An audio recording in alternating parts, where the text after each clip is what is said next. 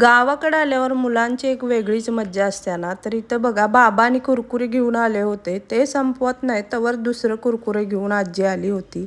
तर इथं बघा नातवांचं कौतुक चालू होतं. माझं असं आहे की जास्त कुरकुरे खाऊ नये, पण चला आजीच्या पुढं काय चालतंय का. तर त्यांच्या नातवांचं कौतुक त्यांचं चालू दे.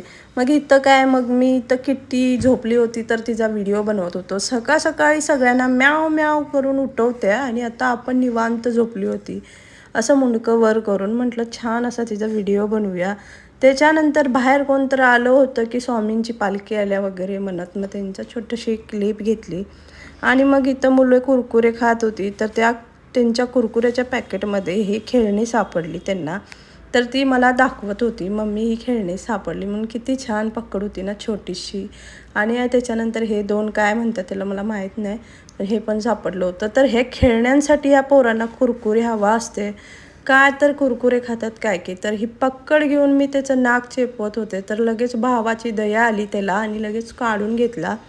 आणि मग आई गावाला जात होते आणि त्याच्यानंतर हा गोलू मागं लागला होता. तर त्याने कुरकुरे वगैरे देऊन आधीच त्याला समजावलं होतं, पण तो काय ऐकत नव्हता.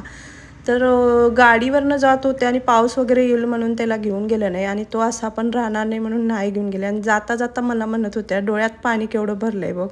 म्हटलं भरू दे, जावा तो मागच लागणार. मग इथं वारं सुटलं होतं. वारं सुटल्यावर आमच्या इथं मक्यांना वारं देतात. तर इथं बघा येता येता आईने वडापाव घेऊन आला होता, तर तो वडापाव मी